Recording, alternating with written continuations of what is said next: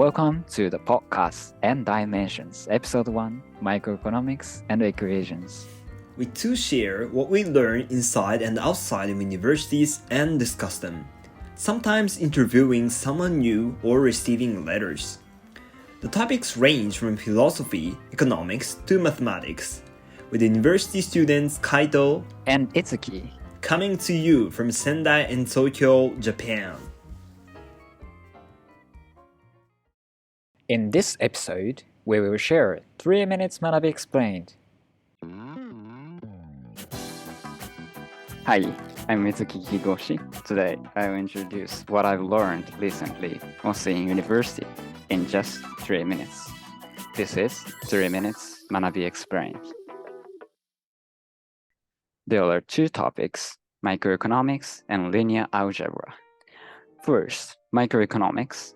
Microeconomics is one of the fields of economics, and compared to macroeconomics, which focuses on financial economic policy, microeconomics more pays attention to the market, especially small market, which is sometimes represented by demand or supply curves. Maybe we learned in high school.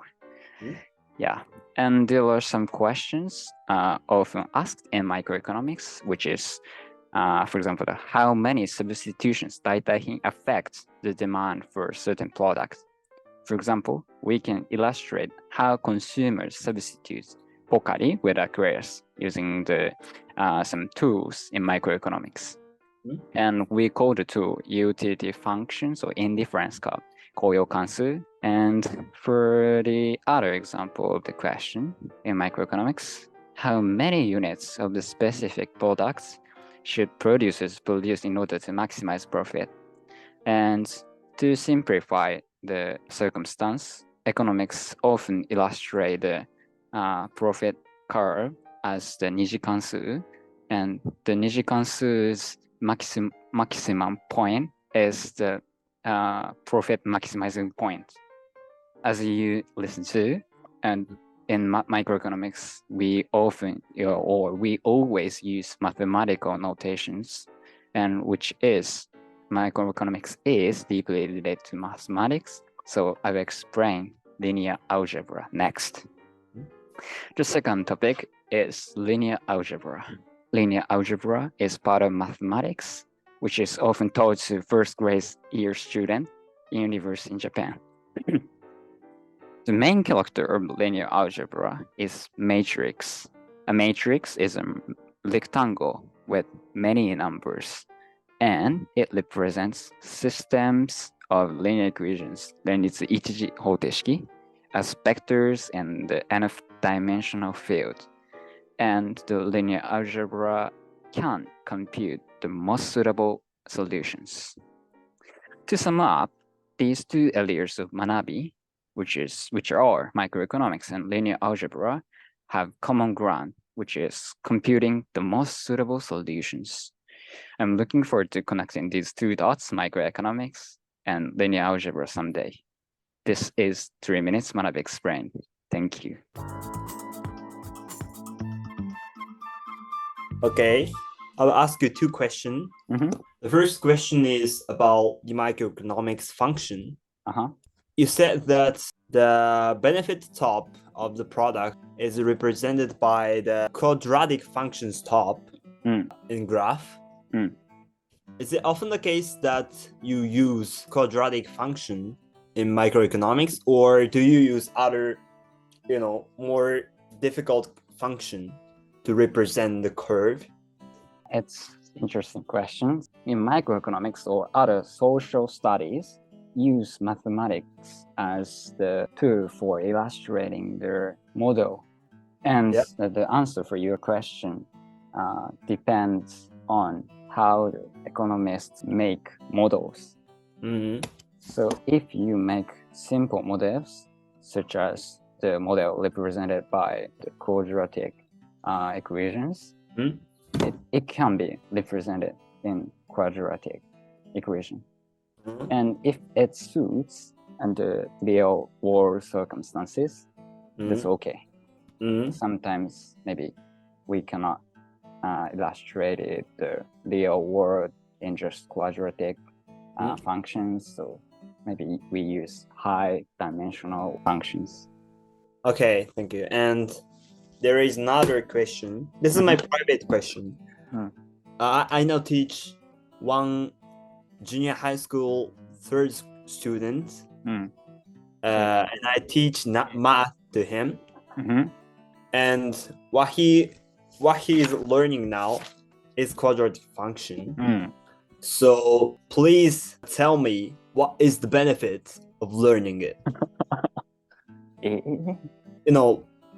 I want you to explain how quadratic function is useful in the future, like how it is used in the real academic field. If I briefly explain how the quadratic function is used in economics, especially in microeconomics, it's, as I said, the utility functions are often illustrated by the quadratic functions, and because you know the quadratic functions and how to compute maximum point of quadratic function, you can solve the profit maximize point. So that means, in simplified notation, you can maximize your profit by learning quadratic functions. So you can be billionaire by learning quadratic function. That's my answer. Is the theory really used in the real company? Maybe the theory or models used in companies or real world is more complicated. But the fundamental points like quadratic functions are supported by those simple fundamental tools like quadratic functions.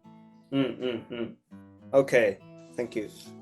Yeah, it's interesting that you said the function used in the real company can be more complicated, but quadratic function has the, fundamental points. This is the same thing I learned in recent mathematics class. I'm now studying about how to even in 3D. But the teacher always starts from 1D, 2D, like what we learned in high school. And he always says that the essential is the same as high school's mathematics, 2D. So he always review what we learned in high school, like 平均値の定理 or even, and after that, add 1D to it and explain it. So this is, I think, mathematical way to add dimension or make something complicated more. Fundamental point can be explained in simple way, the simplest way.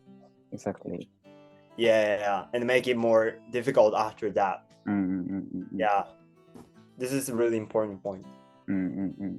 Yeah, you should teach that thing for you to your students. Yeah, today I have the lecture to him. Oh. So yeah, I will talk about this. It's nice.